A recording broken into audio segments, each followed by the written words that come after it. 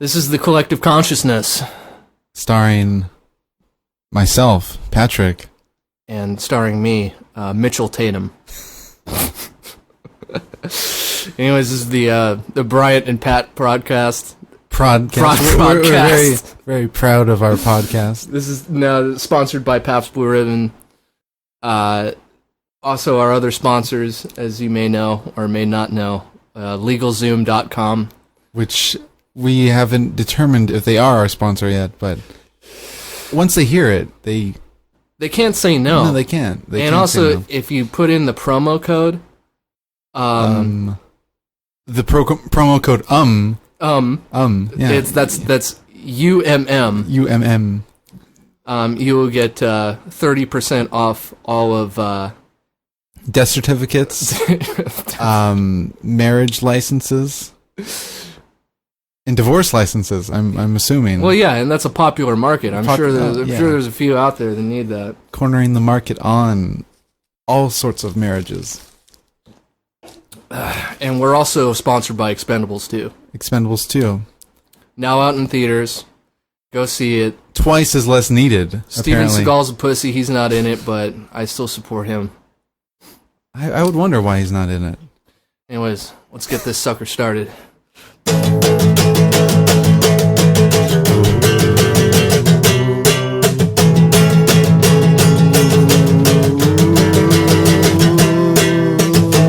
Pryant and Bat. Pryant and Bat.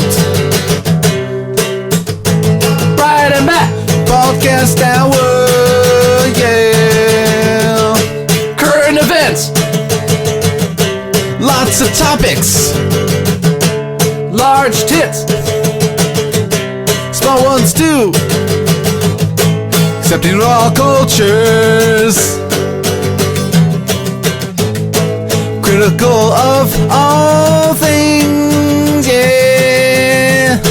Pryant and Bat. Pryant and Bat. Pryant and Bat.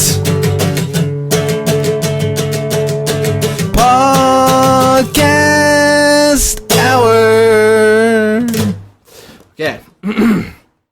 So our first topic of the evening, I think it should be Expendables 2. Expendables 2, which I never saw the first one. Did you see the first one? I did see the first one. It was glorious. It was probably the greatest experience of my life, next to my birth.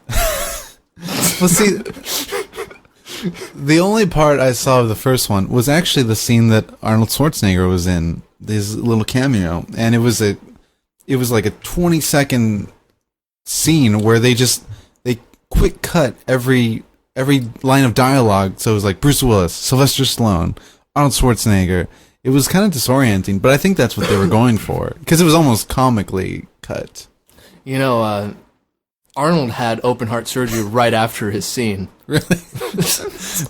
It was so intense. It's like, you have to go on this mission. And then all of a sudden, yeah, that's what set it off. It's that interaction, it just gave him a triple bypass.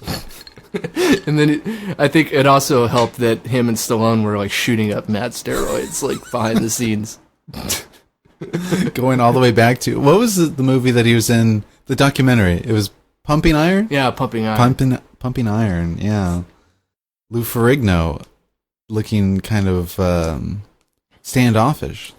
How come Lou Ferrigno, like, he was kind of an action star? Yeah. How come he wasn't asked to be in Expendables? I guess there was just a talent level, you know. Dolph Lundgren is the bottom of the barrel there. Yeah. Well, I don't know. I mean, do you think people know Lou Ferrigno better, or do they know Dolph Lundgren better? That's because Lou was the Hulk. Yeah, but Dolph he was the big Russian dude from Rocky V. Yeah. Well, I'm blanking on the name, and it was. Dude, how good, by the way, was Rocky V? No, it was Rocky IV. Was it Rocky IV? Rocky IV. Rocky V was Tommy Gunn and his protege. Is that the one where Stallone was like training like his friend's son or something? Yeah, that one was terrible. It was terrible. That's why they probably didn't make any more until a few years ago. Where it was just Rocky. Yeah, Rocky. It was Rocky Balboa. You know, hey, you remember they busted Stallone at the airport. For what? For steroids. Really? Yeah. Wow. Or a human growth hormone, or whatever it was. Yeah. But I mean, I remember watching it for the first time and just thinking, like, man, how old is Sylvester Stallone? Yeah. You know, he's like what, like he's like your dad's. He's like 62 or something like that. Yeah, no, he's pretty old. He's just crazy pumped. Yeah, he doesn't look very good in the face though. He looks like he's had a lot of damage, over the years.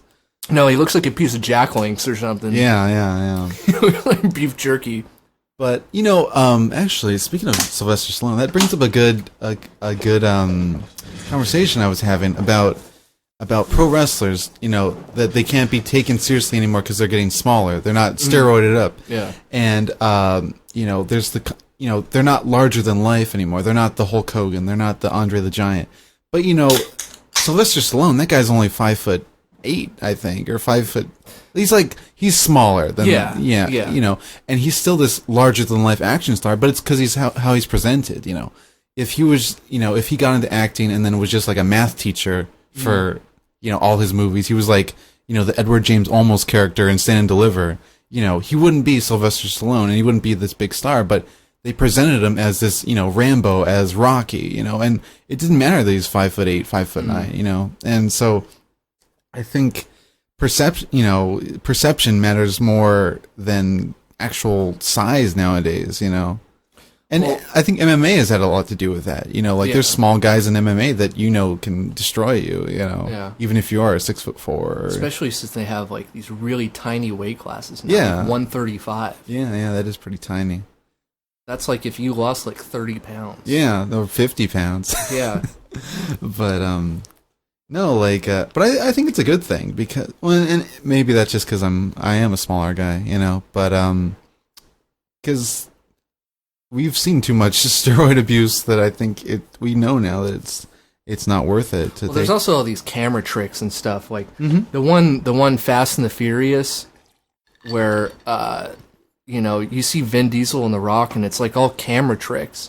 Yeah. Like, because Vin Diesel is like 5'10", and The Rock is like 6'4" or 6'5", And like, there's like scenes where like you can't tell like in the movie because they shot it well, but like there's behind the scenes stuff where you see like Vin Diesel, he gets out of his car and he's looking all badass, and there's actually like a box that he stands on outside the car and he's like staring at The Rock. Yeah, well, stuff like that I think has been. Yeah, it's true. Like, stuff like that's been around for a long time. Like, even like Citizen Kane, Orson Welles would shoot he'd have the people shooting the shot, of him like look, so the camera would be looking up at him, but they would cut out a piece of the floor so it would make him look even bigger, stuff like that's been around for a long time, but I think we're such an image conscious, even more so than, previous generations, that I think stuff like that is going to be coming more into use now, because people, not everybody's going to be 6'4", 220 pounds or whatever, That's also how Orson Welles got those like monster cock shots, where just his dick is just 8x8 on camera, He's truly just like the white Lexington Steel. Yeah, well, those were the shots that were taken out of Citizen Kane, I guess. I don't know if it would have been even released by RKO. If it was originally called Citizen Kane. Because there's so many money shots. You just gave a small Chatsworth pornographic film company their next blockbuster. It's a little too cerebral, I think, for a lot of people, though. Yeah, but then again, Rosebud. Yeah, no, I'm sure they could play with Rosebud. It's not a sled anymore. It's something, But that's just the nature of our.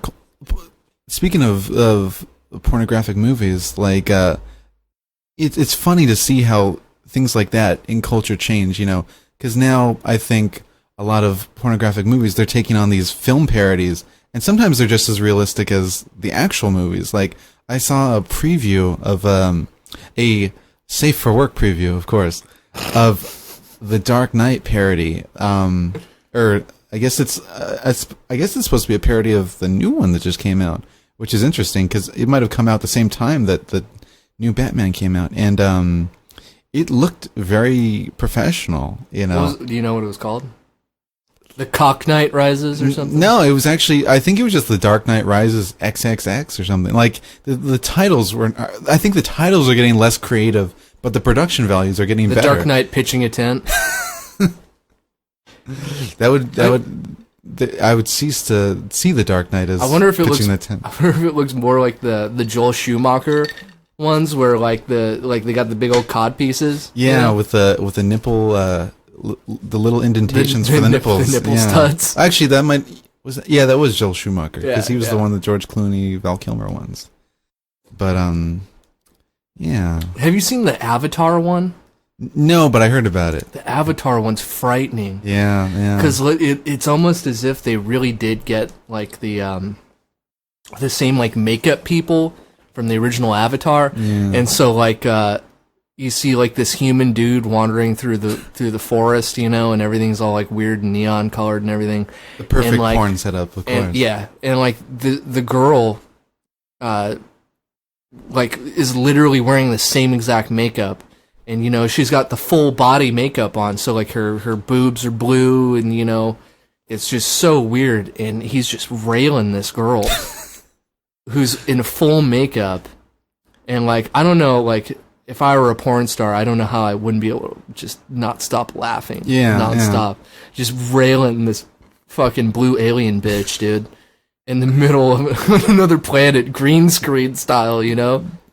Yeah, like, but I guess that is just coming with the territory. No pun intended. Pun fully intended. But that's just the nature of things now. Like, people underestimate how big of an industry that is, you know?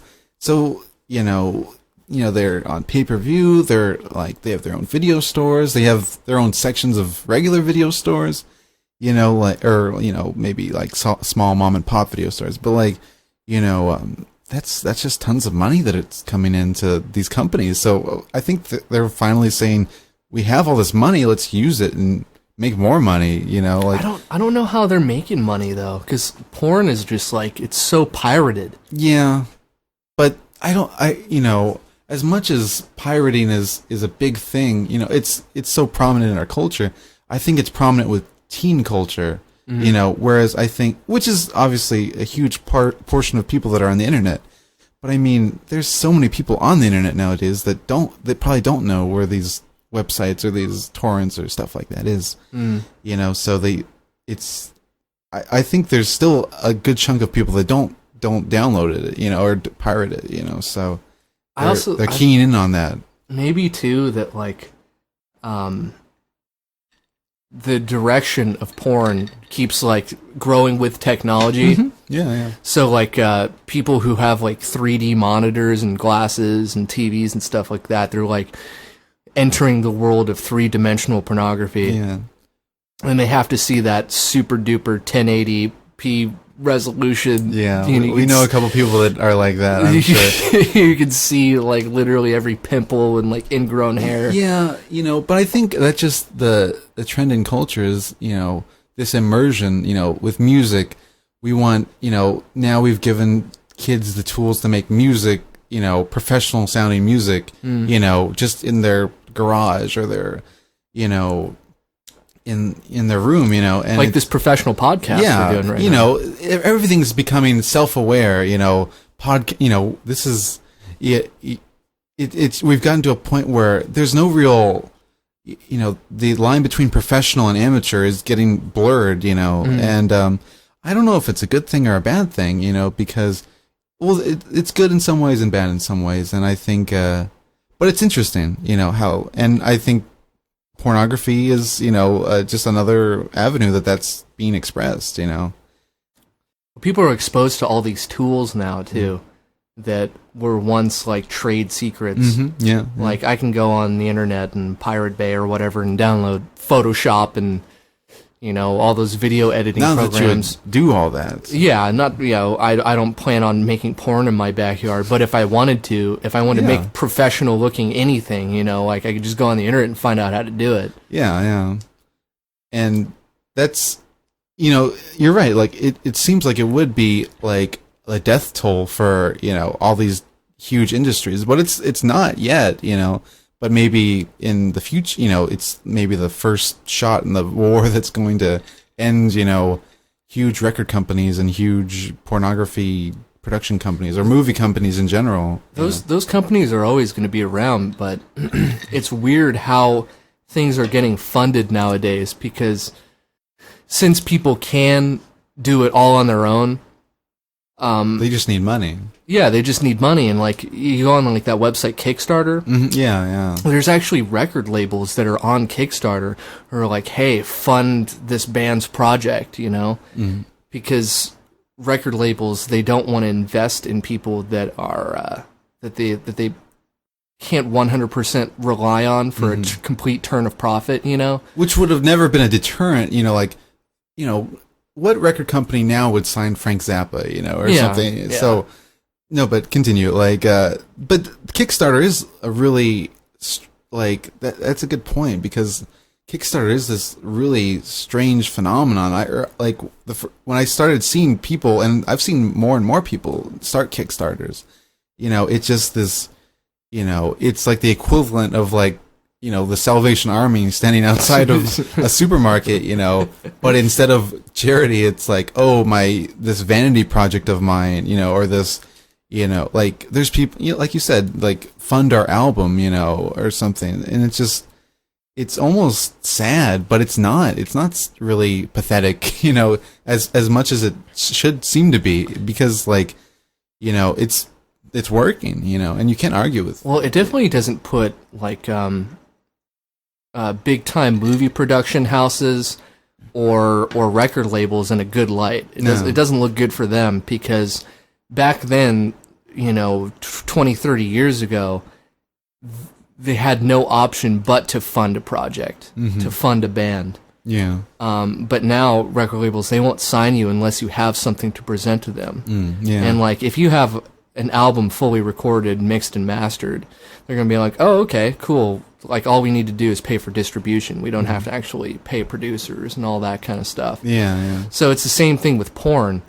Porn is just so incredibly cheap to produce that like if I were to like find some whore off Craigslist and film a porn in my backyard and send it to bagbros.com, they would probably write me a check,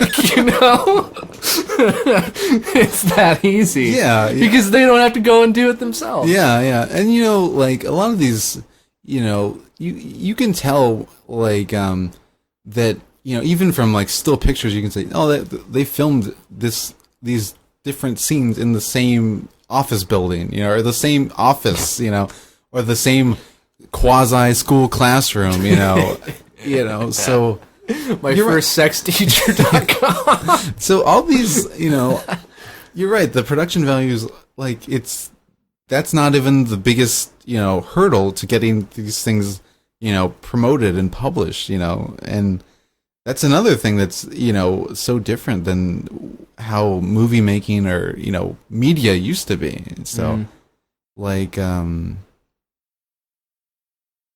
again, a good thing or a bad thing, it's a good thing for people like us, because 20 years ago, if you wanted to just say, oh, I want a radio show, people would throw you out on your butt or something, or tell you to get a job. And now, 2 years ago, oh, we want a podcast, and now it's a reality. This is going to be heard, this can possibly be heard by thousands and thousands of people in different parts of the world. To get that sort of distribution for free is just this thing that you would never thought possible. Well, the internet's such a weird phenomenon that anybody can put their voice out there, and anybody can join or start a forum that really appeals to their very, very esoteric interests. Yeah. And it's so cliche to say, like, oh, the internet's so weird, because there's so many pockets of the internet that, things, thought processes and opinions that you just thought, this cannot exist at all, but it does on the internet, And you're right, people, it's a godsend for these people, because they can share their interests in a way that is ridiculous to most of mainstream society. But here is this huge landscape of, of abstractness, because the internet's not a thing you can touch, and it's so mendable that it appeals, I think, to a lot of sensibilities. But, it has its mainstream element, and it has its complete, underground, cult aspect and it coexists, and a lot of times they interact. It's also shaping like how morality is perceived worldwide, like things that are accepted in other cultures, or accepted like subcultures that are beginning to be accepted within our own country. For example, I mean, you go and you look at all the different types of music that are getting popular. Like, I don't know how dubstep could have gotten popular if it didn't come overseas and just spread over the internet, or in another way, like bukkake in the porn world, like, oh man, the Japanese really pioneered getting 50 dudes in a room to blow their loads on a girl's face, That shit wasn't popular over here before then. Yeah. But then it's in another way it's weird in how it's acceptable. I mean, you go and you turn on the TV and you hear dubstep on a Hyundai commercial. Yeah. So dubstep's from Europe? Yeah. I don't know anything about it. Yeah, it's from the United Kingdom. Oh, I see. But it was something that I'm sure wouldn't have blown up if it didn't reach the internet and turn on a bunch of hipster kids over in the U.S. Yeah, but I guess like if you think about it, the internet's just doing the work of several things that were like something like fanzines or something, like that was the only way to hear punk or like underground music in America, in say the 80s, like pre-internet, and they still have that. There's still those subcultures, but now it's not so hard to find these things, and in a sense, I think like is that gonna suffer the quality of music or of all these things because it's not as hard to find, like this. If you were looking for like a I don't know, a Saint Vitus record in the 80s, you're only gonna find it from this little label in California, SST, and you might search and get the money and have to, wait for it in the mail for like, the whole process might take 3 months. Whereas now you can Google it, find a torrent or find a download, and it's like 3 minutes later you have the entire discography, of a band, and that's just, it's a good thing because you have the document and like you can appreciate it, but I feel like there's something to be said for that kind of like longing, that you think it's too much instant gratification? Yeah, and that's going to be a common problem in most of modern culture, too much instant gratification. But I feel like the fact that we see symptoms of that not disease, but like that idea of too much instant gratification. Like the symptoms of expecting all these different things right away, and just overall impatience. Like you can see it in everyday people. Not just people that are in office buildings, people that are in going outside of a 21 and over club. In LA right now. So, but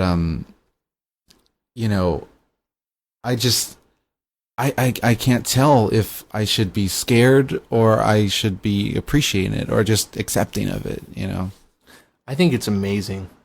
Yeah, it is. It is. Because I'm a broke motherfucker, and if I want to hear some esoteric, abstract electronic album from New Zealand, it's there. Yeah, I can go and I can download it. Yeah. But otherwise, I know what you're saying. It's sort of like how everything used to be physical at one point, and you did have to order it through a catalog or something like that. So that when you did get it, you cherished it that much more. but I think it really just has to do with who the real fans are out there. Because if I hear something, I download it on the internet, and I'm like, fuck, I really like this album, and if I'm at Best Buy, picking my ass, finding a new phone charger or whatever, and I wander through the CD aisles, and I find that CD, I'm gonna buy it. I'm gonna feel guilty, and I'm gonna be like, fuck, I'm gonna support this artist. So and that's true, and I think a lot of people are like that. They've participated in both sides of the process, and that brings up the I've been hearing a lot, and I think we talked about this earlier or another time, that vinyl is coming back. And I know with vinyl, a lot of and vinyl is like the pinnacle of what's it called? Not digital recording. What's analog recording? Yeah. That the artifact of vinyl, that's like the pinnacle of like retroness now. But now they have both sides of the equation, because they have the record that you buy, but then it comes with a digital download. So then you can put it on your iPod or put it on your, whatever MP3 player you have.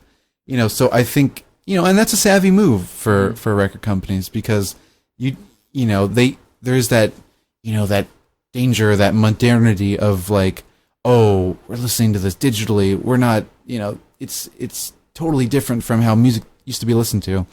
So it gives that gratification for people that want to be modern, or up to date, I guess you'd say. But it also gives the artifact, which is the retro side too. So I feel like it's like a godsend for people that don't want to choose. They want to have both. They want to have their cake and eat it too.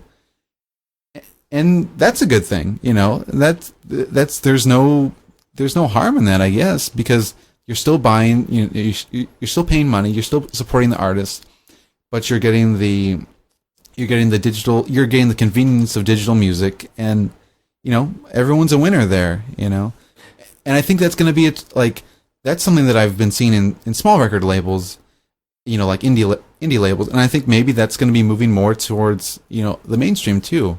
If vinyl continues to make this comeback, that I've heard it is. Well, I think it's never going to go away, because I think it has to. It appeals to an audience that, for example,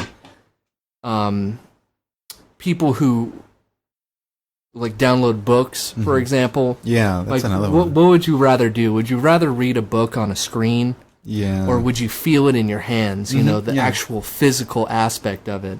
And I think that appeals to a lot of people when they pick up the big vinyl sleeve and the artwork's all big, and they have to pull out the big disc and put it into the machine, and they have to work to hear that music. Yeah, yeah. And then to hear the rest of it, they actually have to get up out of their chair and move their ass and flip the thing over. Yeah, yeah. I think that appeals to a lot of people in the same way that, the Amazon Nook or whatever that thing is. Like, to me personally, it's a turn off.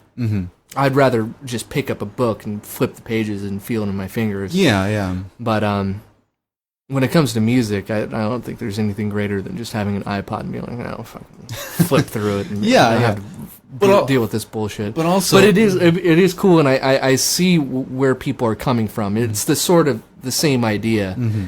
And also, when you have something released on vinyl, they don't always release it too on MP3 or whatever, have a digital download or whatever, and it makes it that much more valuable. So if you hear a lot of press about a band like, oh, so-and-so just released a new record, but it's literally a record.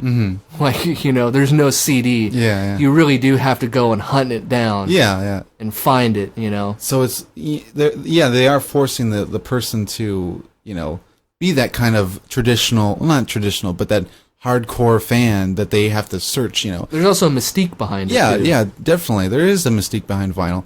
And I think that's what's attractive to it coming back, because people, they see a movie like Ghost World, where Steve Buscemi is like, very careful about his, I think those were 78s in that. And, he's talking all old blues and jazz records, So there's that mystique. And I think, the generation that like fell in love with that mystique, they're having children, And those children are going to be like, oh, well, I don't even, what are CDs? Maybe it'll be like in 2025, they'll be like, oh, CDs, that's the past, Vinyl is where it's at, even though vinyl was where it's at, like in the, 60s and 70s, Or even the 20s. Yeah, exactly. Even further back, So that's, it is interesting.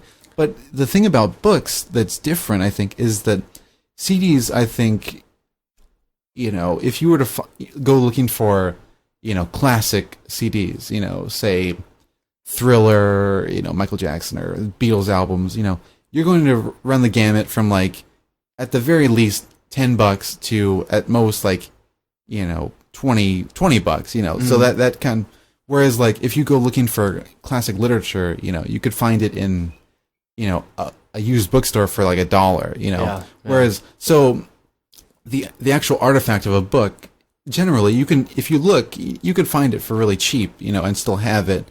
And I think that's why there's still people that buy books more so than go on, Nooks or, their, what are those called? The iPad or whatever. But no, but they're both, I think there's both a changing in culture because it is convenient, and convenience will rule the day, I think, as far as, it's always ruled the day because, if it didn't rule the day, then we wouldn't have running water, It's just more convenient to, have a dishwasher than to wash dishes for, a whole household, And, but again, it's, there's going to be proponents for both sides, and I guess we'll see who wins, One of the advantages, too, to vinyl is that girls with bangs would really just want to just suck your cock when they see that vinyl collection. They're just like, oh my god, you have Velvet Underground? Fuck! Yeah, and the attractiveness of having to listen to the whole entire Sister Ray all the way through, it just gets them going, like, because, personally for me, like, I like, and this is more prominent with digital music, CDs included, is that you can skip tracks and you could rewind a part, really quickly and listen to it over and over again, So that's an appeal that you can't have with vinyl. Like, vinyl, it's, if you're going to be going back and forth on like a 30-second portion of a song, you're going to scratch that record pretty quickly, so, You really do have to work to hear that music. Yeah. Like, I think a lot of people, who are quote unquote vinyl fans, they don't realize that you have to like use special solutions to degrease the vinyls and like do all that kind of stuff. And to me, like, I think it sounds great. I like the way it sounds, but overall, it's a pain in the ass. Yeah, and the maxim of, oh, it sounds better on vinyl. Like, I don't know how true that is. It's like you said, if it's going to sound better, than digital music, or you're going to have to do all those, precautionary measures every time you listen to it, and you have to have really high end like sound equipment, like the actual preamplifier itself for vinyl machines. If you want high end ones, they go from anywhere from $500 to $5,000, and you have a turntable that's a very high end turntable, and like some companies bring out with ones that are they have the highest fidelity or whatever. And, it's different than going to Walmart and getting a machine for $100. Yeah. Than to actually hear the real difference that vinyl captures, because, you talk about bit rates with MP3s, I know like nothing about those. Like a high quality MP3 is like 320 kbps. Well, a vinyl is limitless. It literally captures all frequencies. Oh, I see. So to really hear how good that sounds, you're going to need like fucking $10,000 worth of equipment, At least $5,000. Which is a hefty chunk of change. I'm sure a snob would be like, oh, you only got like $5,000 worth of equipment? It makes the, $500, iPods and iPads sound pretty... Yeah. That's why I feel it's so appealing to just have an iPod and a nice pair of headphones or whatever. even if you have a relatively nice car stereo, just fuck it. Like, Yeah. it sounds good enough to me. Yeah, even though I am a snob. Yeah, you are a snob. You are an audiophile. Yeah, even though I am a snob, I draw the line somewhere because it comes to a point where the amount of money that you'd be spending is just completely impractical. Yeah. And like, you'd have to take a second mortgage out on your house to afford this stuff, and all this stuff is, it's going to end up in junk sales, and garage sales eventually, It's going to be artifact from the past, and, it'll just look silly for paying, $5,000, like look at all old video game systems that, at the time they were like, $800, and, they could barely, it was like the kind of, the amount of data was like could fit on like a floppy disk, stuff like that. You look at it and it's like, it's a museum piece, and, did you have like a Genesis or a Super Nintendo growing up? No, the first thing I had was the Nintendo 64, which I had to beg and plead and get good grades, and and finally at Christmas, that's the only time I got it. Well, I was gonna ask is like, I don't remember how much those cost. Like, how much did a Nintendo 64 cost? I got it when it was on the down slope of its existence, and so I think I got it for $100. Really? Yeah, $100 with the controller, and and then. So you're playing Nintendo 64 when everybody was on the next generation. Yeah, they're already laughing at you. Yeah, they were. But I loved it. Like, I put so many hours in that, because I had friends that had Super Nintendo and Genesis, and I was always so jealous, but it was, I never got my own, until then. But I felt like that was a pretty big change, from going from Super Nintendo to Nintendo 64, that's a pretty monumental change, 3D, right? That was Mario entering the 3 dimensions. Mario entering the 3 dimensions, and but now it's you see Nintendo 64 at Goodwill, and Dreamcast. That's the one I see all the time at Goodwills, like or like Salvation Armies. I'll see Dreamcast controllers or Dreamcast memory cards, and I think, wow, that just went out the window, But and sometimes I'm tempted to buy it actually, because I remember I had a friend. I could have sold you mine. Like, I had a friend that like he had one, and I thought it was the coolest thing. Like, I thought like this is the future. Like, this is what I thought video games were going towards, And then they had that whole big fiasco, and now they're no more, But I actually went to this like video game collectors convention thing with Terrence, and I actually sold my Dreamcast and all the games and like accessories and stuff for like $60 or something like that. That could have been you, man. Yeah, it could have been, but that's the thing. That guy almost like creamed his pants. Yeah, no, I bet. That's the place to do it. That's like taking, he offered me a hand job in the parking lot. You picked the right. He started crying semen out of his eye sockets.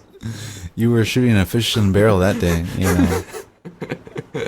You might as well throwing in a free pornography mag in there for him for the lonely nights.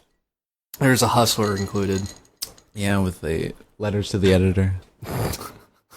Written by him.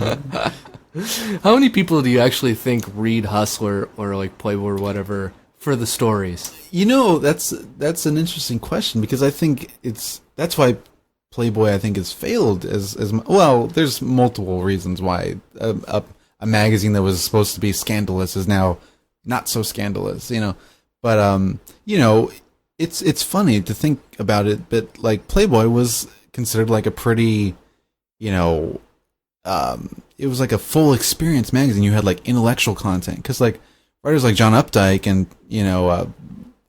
they were, and John Lennon, his first interview. 30 people just logged off because you mentioned John Updike. Well, it had to happen.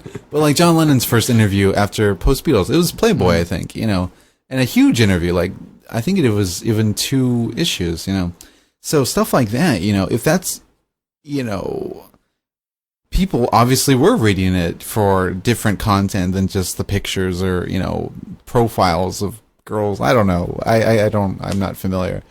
But I think, they're overall they're losing content like that because they're just not being read overall, But I think people were reading it just because, it's a men's magazine. It's just like, a country club, they might play golf at a country club, but it's this weird, probably chauvinistic experience of, like, oh yeah, let's talk about our wives, or so it's a full experience that they were probably paying for. But now it's just, Playboy's biggest, attraction was the fact that it was like, oh, it's naked women, or nude women done artfully, or everyone that you wanted to see naked is now naked in this magazine.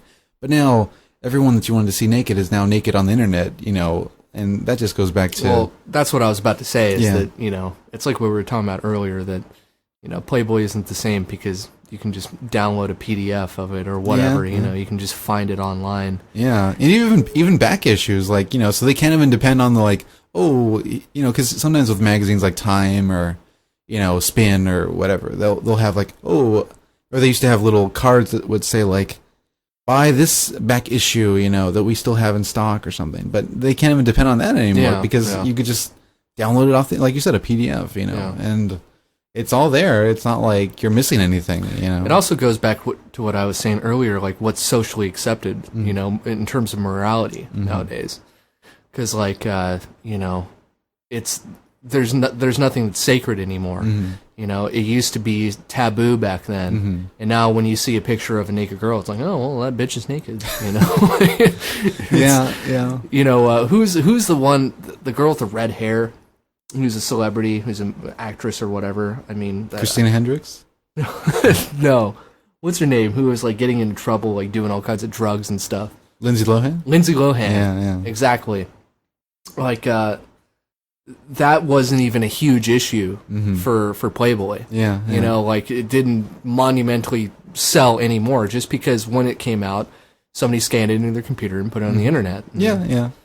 And, like, but I think, even without that kind of free access, to that content, like, I think in general, like you said, morality is changing, but I think it's always changed. Like, the famous example is Elvis, with his hips, or whatever on was it Ed Sullivan or whatever. That's, if that was scandalous then, I don't know what parents would think of today, where it's just, sexuality is so much more blatant, Basically, what you need nowadays is Two Girls, One Cup on NBC4. Yeah. And, it needs to be broadcast on TV to break it down. And that's the thing, like, in 20 years, that might just be totally tame. Yeah. And, like, that idea makes me, like, not morally sick, but it just makes me, like, gosh, I can't, it makes my brain explode thinking, like, if stuff like that is just going to be tame one day, Well, on broadcast, and it will be. Broadcast television in Europe, they allow full frontal nudity. Yeah, like I remember my sister, and this was in the late '90s. I think it was in the late '90s, but she went to school in England, and I remember I was talking to her on the phone. And she was like, yeah, like I turned on the TV and there was like some show and it was like two lesbians like having sex on a bed completely naked. And I'm like, wow, like progressive. Yeah, right. Progressive. But like on national television. And it's been that way in Europe for years. Yeah. I think it's just America is just so uptight when it comes to everything. But that's going to change, I think, soon. On the same token is that it's like the reverse. I've heard that it's the reverse in England opposed to America, where like violence is totally, it's kind of celebrated, it's okay on TV. Where in England and America, sex is kind of like, oh, we still can't show that on TV. Whereas opposed in England, it's the opposite, where sex can be shown, like nudity, and violence is like discouraged on TV, which I would think that makes more sense, Yeah. Especially if we're talking about like children, children watching or, accidentally catching a moment of this show that's like adult, Yeah. I would think that violence would be the more of a problem, and maybe that explains why there's a lot of violence in our culture, Like, I don't know if there's an abundance of sex in the culture of, or a ridiculous amount, abnormal amount of sex in England, but that is influenced by TV. But maybe I'm sure someone's written a dissertation or an article in Parenting Monthly that talks about violence on television, being the cause of other violence in reality. I think we should make some sort of trade-off with the United Kingdom. Yeah. Where if they played BME Pain Olympics on national television, we would play Ava Devine double penetration on national television. It would be, and we would break down the barriers overseas. Yeah, the importing-exporting business would be exploding, with the possibilities. But it would be an interesting social experiment. I think if it was broadcast live from the United Nations, that it would break a lot of barriers down. Oh, I'm Kofi sure. Annan would be so jazzed about that. It would definitely make the history books, The history books would have to be rewritten, hot off the presses for that kind of cataclysmic events, historical exchange of culture, Yeah, can you imagine 30 years from now, reading in the textbook, well, and then they play double penetration on national American television. It'll be right there next to the Beatles, Invade America, Reagan being shot. Wembley Stadium. Yeah, exactly. And it'll be good. Kennedy assassination, and then double penetration. Yeah. The major bullet points of the last century.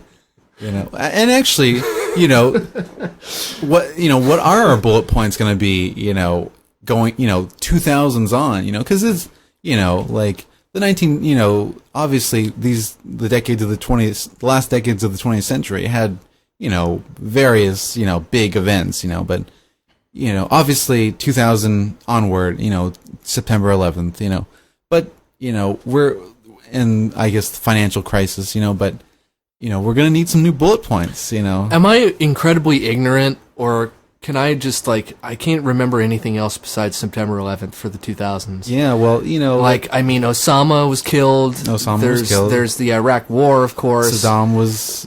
But that's all tied into September 11th. Yeah, that's true. I think we've kind of been trained by, several different avenues, several different spheres of influence to lump all those things in together, terrorist, Iraq, all these different terminologies, we've lumped them in together for better or for worse.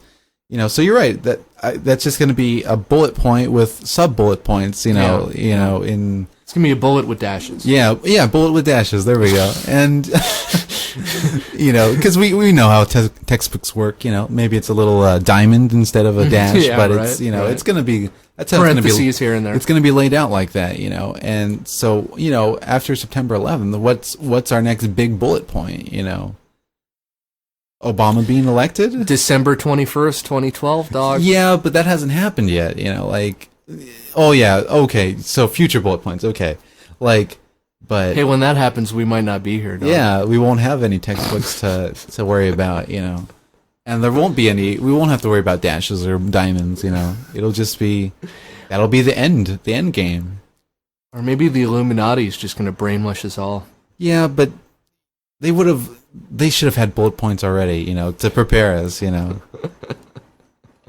No one's scared of the Illuminati anymore. If they are as fierce and as, powerful, I can't buy into the whole, oh, they just want us to think that they're not powerful,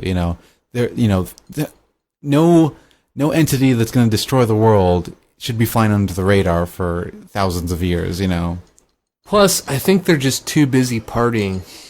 I mean, if you had all the power in the world, since you already have that much power, wouldn't you just be living the pimp lifestyle and driving Ferraris through the desert, and every once in a while you'll yell at some people for not drilling enough oil Yeah. And then you just go back to your lair where you're just fed seedless grapes, and then Yeah, the grocery list of things to do today, But and that's the thing. People with we have experience with people of power, and a lot of them just are idiots, like who's to say that these people, just because they're a secret society, they're not idiots either, people that are presidents or even just like even smaller than that, like senators or congressmen. They do stupid stuff all the time, and just totally make asses of themselves, Who's to say that people, that run around in capes and, and robes aren't, leaving skulls and, skeletons in their closet or, little pieces of evidence that are just going to make them look ridiculous, I think what's funny is that we pay so much attention to, like, when a senator or congressman like cheats on their wife or something like that, and it's just blown up national news, it's just the most important thing in the world. Like, meanwhile, there's still slavery in Africa. Yeah. Like some really serious fucked up things going on. Yeah. But oh no, fucking Senator so-and-so, because he cheated on his wife. Yeah. But I think that it plays into the idea that we build these positions of power up as like, oh, they're, whether it's, like a pope or something like, or a bishop, the sex scandal that in the church, that wouldn't be such a big deal, I think, if it wasn't, the bishop that we've come to, like, everyone knows that they're this pinnacle of purity, which no one is, bishop or pope alike, they're all, and even, that's ingrained in Catholic doctrine is that everyone's a sinner, so like building people up as these, bastions of purity or leadership or honesty, like that's going to blow up in everyone's face, and of course we want to laugh and ridicule all these people that have built themselves up as, and I built themselves up. That's that has connotations, like people that have been placed in these positions of power, we want to ridicule them because like it is funny that like they just turn out to be hypocrites, some of these people in positions of power, and that's the catch-22 of it, we're going to build them up just so we can make fun of them, I think also, since we're just constantly bombarded by entertainment, that we have to find things to be entertained by, because otherwise, if people don't tune into, Channel 4 News to see the latest senator sex scandal, they're going to go on YouTube and watch, kittens roll around with a ball of yarn for an hour. And that's how you get slow news days where those are topics on the news. Yeah, like, there was a puppy that had 12, a dog that had 12 puppies. And it has 1 million YouTube views. Yeah, let's put that on the last segment of the 5 o'clock news, because there's nothing else, You're right. I think we do want to be constantly entertained and... And we build up these scandals when really it's people's personal lives. We shouldn't be exploiting, court trials and stuff like that. Like the whole like Casey Anthony thing, that's a really private thing. Yeah. This is a woman that was convicted of murdering her child, and the pain that must be brought on from her family, like finding about this news and having to deal with that whole trial. And then on top of that, for it to be broadcast on national television, that's a lot of shame brought onto that family name. Well, yeah, but that's voyeurism. Like, exactly. And we so love weird. it. We love it. And like, and that's, again, it's something that's just so ingrained in us, I don't know if that's already, that's just an inherent, desire in humanity. Yeah, I'm sure it is, like I'm sure some psychoanalysis would prove that, but you sit at a coffee shop and you do listen to people what they're talking about at the next table, like I'm sure when we were at the coffee shop earlier, I'm sure people, we weren't speaking in whispers, so I'm sure the people that were next to us, they were probably listening to what we were saying, just because, not because they had this desire that they felt that we were super interesting and that they had to listen to our conversation. Also, for one, I'm loud as shit. Yeah, well, that too, but but it was there, and like when we see, a murder trial, like or the guy, the Dark Knight guy that shot up the theater, like, we want to know, the next day I saw some story that was like, check out his online dating profile. Because, again, that's like super personal, and one could say like, oh, well, he's opened himself up to that, intense, scrutiny because he committed this horrible act. But, even if he hadn't, even if it would have been like, this guy ran his car into a telephone pole, like, just an act where he hurt himself, we'd still want to read about, like, oh, this guy's such a loser, or this guy was into anime or whatever it was, like, we're interested in that stuff just because we're interested in finding out secrets about people, that even if we don't know them, and, usually if we do know them, we definitely want to know those secrets, and I think that's why Facebook, spying has been such a, like, that's like this, this big part of the social network experience now is like,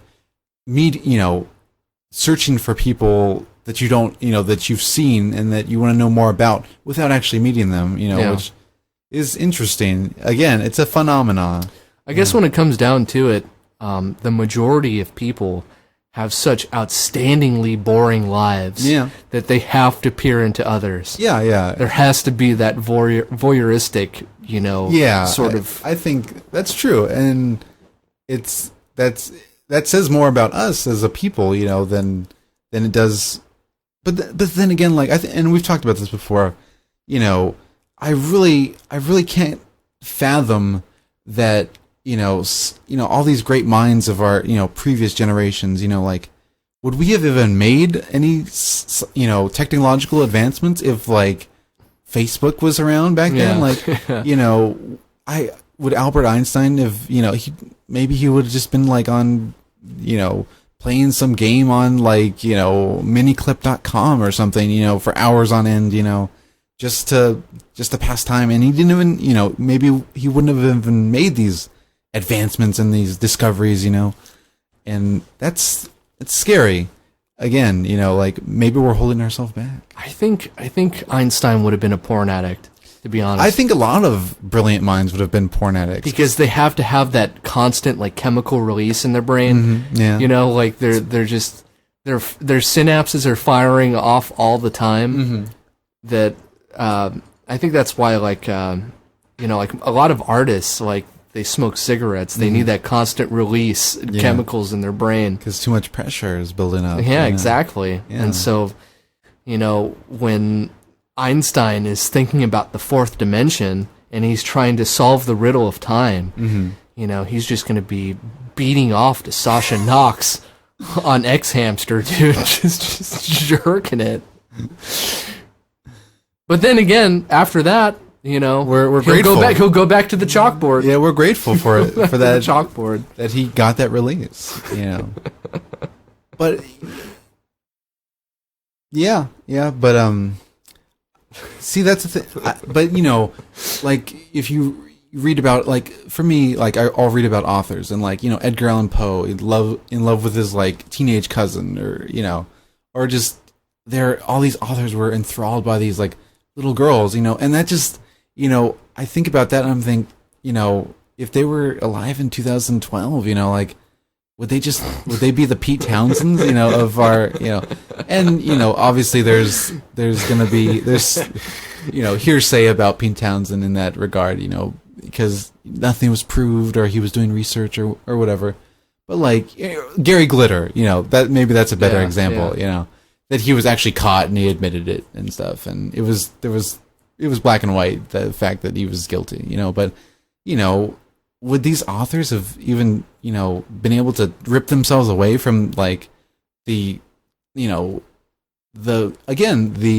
ease of getting all this material, like, I feel like sometimes, whether, obviously it's not these unsavory elements but just, like, something as simple as, like a YouTube video, you watch it and then you watch another YouTube video and then 3 hours later you've watched, like, kittens talking or whatever, and you don't get work done, you know. So this culture of, I think it's becoming a culture of increased distraction, you know.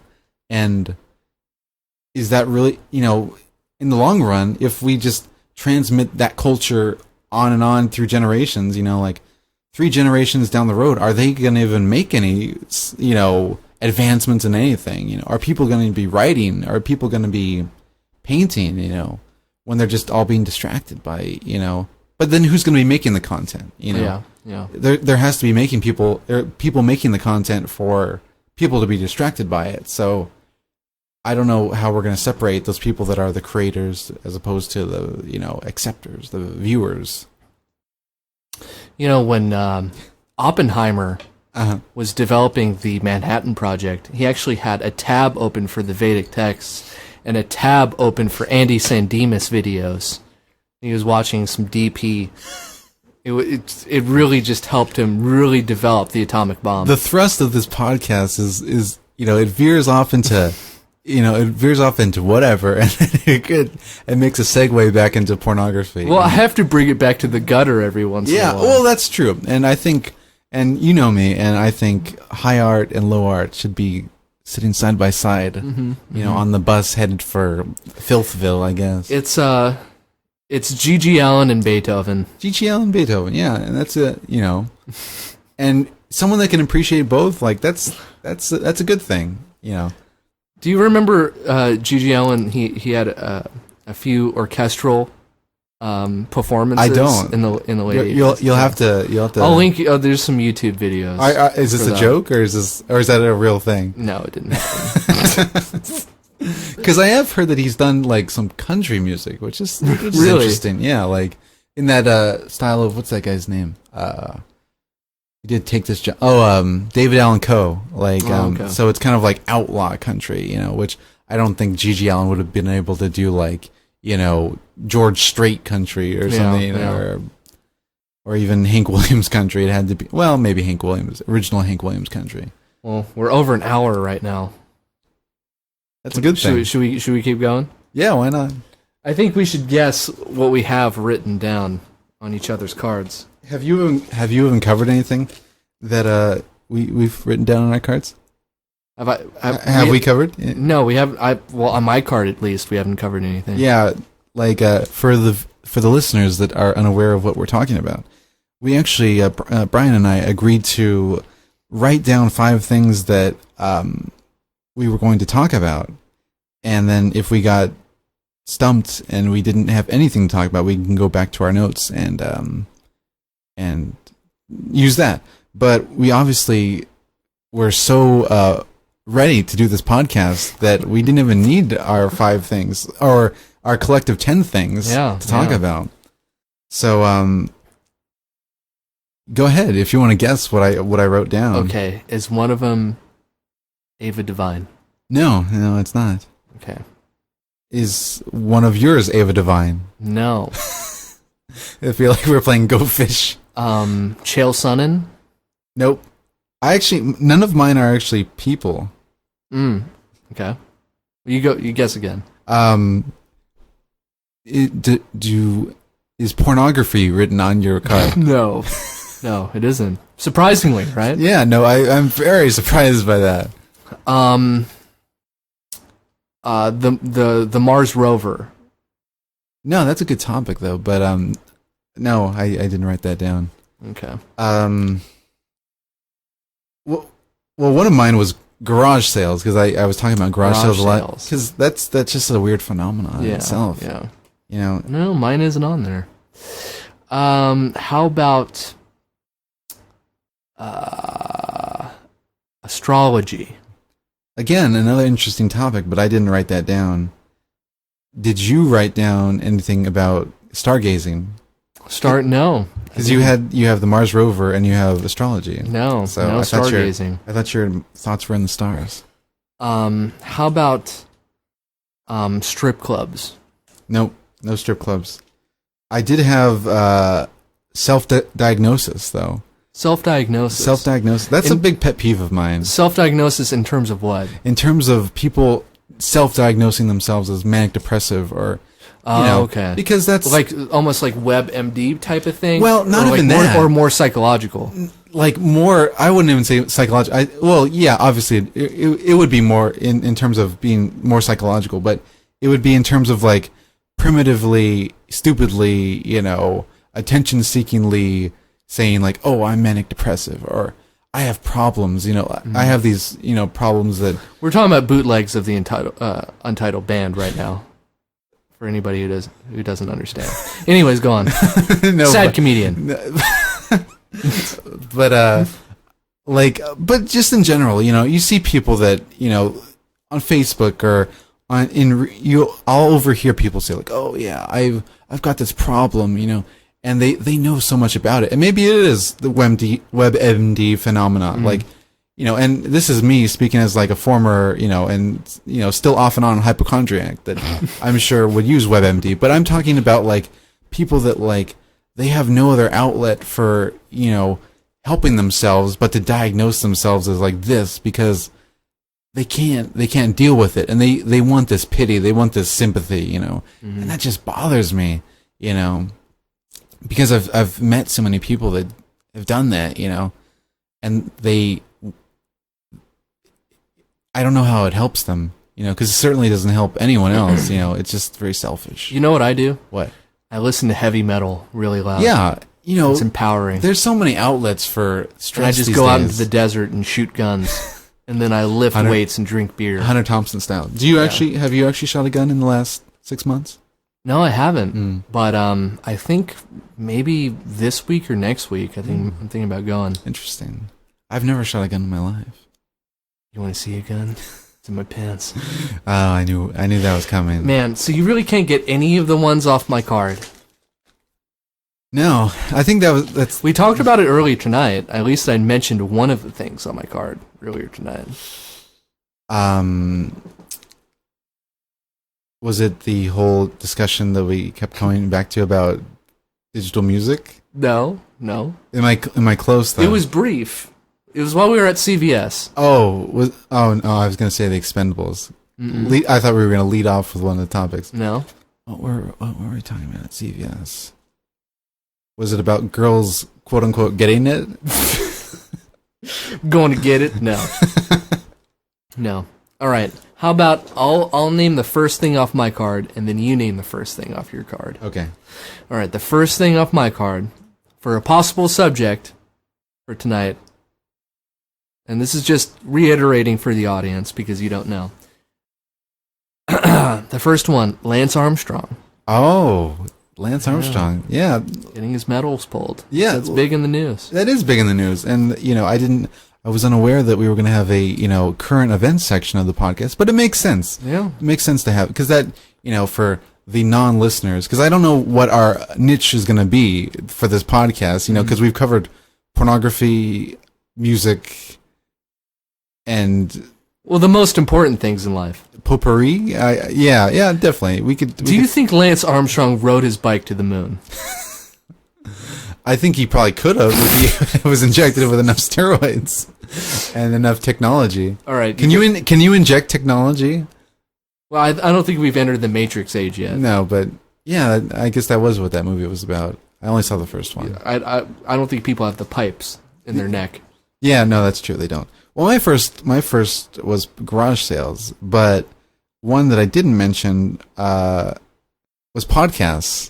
Because a podcast about podcasts, that's attractive to me. Man, that's just diving into the wormhole right there. It is. And, why not? Because, two idiots can just start a podcast. We're proof of that. Yeah, exactly. And what dictates that people are going to listen to it? That I think that's pretty interesting because definitely whoever's listening to this right now is wasting their time for sure. Yeah, but it doesn't matter because they've already we've already got them for over an hour. Yeah, and we've hooked them in. The fact that they heard that declaration that we're wasting their time, we've already got them. You know? So it's like, listener, you've already been had. But the joke's on you. Yeah, but that's okay because I think if you've made it this far, you've actually appreciated some portion of this. Yeah, that's true. The potpourri element of covering on these different elements, rapid fire, but because I'm very new to podcasts, obviously, but even listening to podcasts, and I think because there's so many niche podcasts, like this is about video games, this is about sports, but I think a podcast that covers everything, Ours is just about life, bro. Yeah, it's a Seinfeld podcast. It's the Seinfeld of podcasts, with the except we don't have any crazy side characters. I mean, we go from Sasha Knox to Oppenheimer. Sasha Knox to Oppenheimer and I think that was in the same sentence too. Yeah, right. Yeah, or the same spiel by you. All right, the second thing on my list. Uh-huh. Can you guess, real quick? Did we already talk about it? No. First thing on my list, Lance Armstrong. Lance Armstrong. Second thing. No, I'm totally drawing a blank. Second thing on my list, Stretch Armstrong. Stretch Armstrong. So there was some continuity there with Armstrong. I remember the commercials, but I never had one. Did you have a Stretch Armstrong? I did have a Stretch Armstrong, and I actually stretched him so much that he tore, and his little gelatin stuff that he's filled with poured out. Was that toxic? Probably. Yeah. I didn't eat it. No. I was kind of interested. I forgot how old I was. I was like 9 or something like that. But you were old enough to own a Stretch Armstrong. I was. I was. 6 and up was probably the cutoff. Yeah. But no, I was more of a Ninja Turtles guy.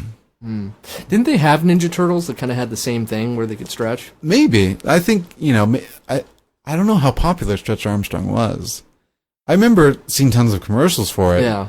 And I think I knew a couple people that had one, but I don't know if it took the world by storm by like Furby or something did. Yeah. Or Tickle Me Elmo. It should have, though. It was definitely, it appealed way more to the Aryan race. The homoerotic audience. The homoerotic Aryan race. Because he was blonde, I think. Blonde and like blue eyes. And wearing like a nice uniform. So do you have any more on your list? Yes, I do. I don't know why, but I think maybe we were just subconsciously harboring this idea about things that are slowly acceding to technology. The Postal Service, the U.S. Postal Service. It's interesting. Because I've heard that's just going down the tubes, and I hear all the time, about being able to print your own stamps, so, they're losing like 41 cents at a time right there, Yeah. So, and that's, but Postal Service, because that's something that we've taken for granted. We take so much of these things. And you're not for granted. talking about the band. No. That's why I actually put U.S. Postal Service, just so we would not confuse that with the band. Yeah. All right, the next one on my list, it's actually sort of a joke. Mm-hmm. Well, but it's the best punk album of 2012. Are there any punk albums of 2012? Exactly. Yeah, there's so much punk rock nowadays. Yeah. It's ridiculous. It's just overflowing. I think it's just becoming commonplace. It's just blowing up way too much. I mean, I'm seeing G.G. Allen t-shirts every day, especially on toddlers. It's crazy. But punk is such a, like with any, the trend in music, since, say, I think after heavy metal, well, maybe even jazz, like, I don't know, like, maybe jazz started it, like, the specialization of genres, so subgenres, like, punk, there's crust punk, there's U.S. punk, there's, just all these strains of punk rock that, whereas when punk first started, you'd say, what's the best punk album of 1977, It was like, The Clash, The Damned, all these bands could sound completely different, but they were all still punk, So you'd still have the argument of like, oh, no, The Clash, they're not even punk, or the Cramps, they're not even punk, But now it's like, if you were to pick a best punk album of the year, people are like, oh, well, when they say punk, they probably mean like, Dropkick Murphys or something. Like that's, I think what a lot of people think, like mainstream society would say that, NoFX or something, or. You know what my favorite genre of punk is? It's the opposite of crust punk. Which is crest punk. Crest punk. So teeth brushing punk. Yeah. So what would be keep your chompers? What would be a genre of or what would be a band in that genre? Carly Rae Jepsen. I have no idea who that is. That's the girl who does "Call Me Maybe." Oh, yeah, so that's real punk rock. Yeah, no. All right, the next on your list. Next on my list, I think I exhausted all mine. We did cover one. The Vinyl Revolution. Vinyl Revolution. So that was my last one. Wow. So I have two more. You have two more that we did not cover. Any last guesses? See, you stumped me so many times so far that I can't fathom, because I'm pretty sure after the Stretch Armstrong one, like, because what was the third one? The best punk album. Best punk album of See, I'm thinking that the next topic is going to be crest punk. No. Surprisingly, it doesn't tie into the last topic. Okay, so what surprised me? It came to me in a dream, actually. Oh, okay. The fourth item on my list is John Jones is a bitch. John Jones is a bitch. Okay. Because he won't fight Chael Sonnen. Yeah, well, I think, again, I think sports, and this might tie into the whole Lance Armstrong thing. Like, sports is so politicized, that people don't take fights anymore, because it's like, oh, well, we have to make sure that we can sell this many tickets and we can get this pay-per-view buy rate, Whereas I think back in, 20 years ago, you'd be like, oh, well, who's the number one guy that, who's the champion? Okay, so this guy's the champion. And who's the guy that is beating everybody else up? Then let's make them fight. And then we'll take the next guy who can, everyone's getting killed by him, and it was really easy. Whereas now it's like, oh, well, this guy, he can't fight him because they're going to have a boring fight. I think that it's just it's analyzed too heavily. I don't know. I think if you're talking about ticket sales, I don't think there's anybody who sells more tickets than Chael Sonnen. No, He knows how to rep a fight. We both know. We both love Chael Sonnen, but I mean, he's not going to be there. He's the special case that he can sell tickets and he can give a good fight. Whereas I think it's harder. They have to. I'm sure Dana White or boxing promoters or whoever, they hire these guys that just study. It's like in baseball, they had this thing called sabermetrics where, a guy that owned a team would say like, well, this baseball player, or this right fielder, say, he bats really well against left-handers who've had 5 days of rest, and we're in a ballpark that has a left field wall that's this distance from the plate. Like, there's people that just study that stuff. And I'm sure there's people that say like, oh, well, this fighter can throw this many jabs and this fighter can defend those many jabs, so that'll be a good fight, So I feel like when it gets to that point, like, it ceases to be like, an actual sport. It's like it's become like an equation or like an algorithm, and that's just, that's taken the masculinity out of sport, which I think that's what it's pent up on, or it's dependent upon, is that kind of like that factor of like, oh, we don't know what's going to happen, and I think MMA has flourished. That's a big attraction of MMA, is like, or boxing or any sport that, because with a game where there's a time, like a basketball game, there's going to be 48 minutes, either way. Whereas a fight, it can literally end in seconds. 5 seconds, yeah. So the last item on my card, I guess. So we've covered sports or combat sports. I guarantee you, we're not going to be able to talk about every aspect of it by the end of the podcast. Is it existentialism? No. No. It's a good one, though. Yeah. I give up. It's the pyramids. The pyramid. And you mentioned that earlier. I did mention it earlier. Pre-podcast conversations. You know, that's another thing. Before we go into the pyramids, like and I'm sure other podcasters have dealt with this quandary. Is like you have really good conversations before you have a podcast. You know, I think before we have a podcast next time, you know, I'll pick you up in my car and we'll be driving over to my house and we just don't say a word. Yeah, and I think I even told you, I said, no, we're going to save that for the podcast. I can't remember if we actually used it. I think if anything, we could give each other a reach around while I'm driving. We can go skiing a little bit, you know. Maybe you can jerk yourself off and then grab me too. It might work. It might work. I mean, just staring into your eyes right now, I can just envision it and all its glory. Yeah, you know, and that's just the podcast experience, you know. The eye contact, the physicality of podcasting. I think that's an element that's missing out of podcasting, the physicality. And I think in between, like, I think we should take breaks and wrestle inside of my garage. And then we'll be nice and sweaty and we'll be breathing hard. And like the podcast audience will know that we're trying hard for their listening ear. Yeah. I think they'll appreciate it, you know, like those little details. Well, we have to sell out a little bit. Yeah, you know, we have to give some sort of gimmick. Yeah, you know. And we have talked about some gimmicks for this podcast. I think the audience would enjoy it. Or at least they'd appreciate it that it's not being done elsewhere. And I think that's kind of exciting. So that'll be like a little teaser for future podcasts.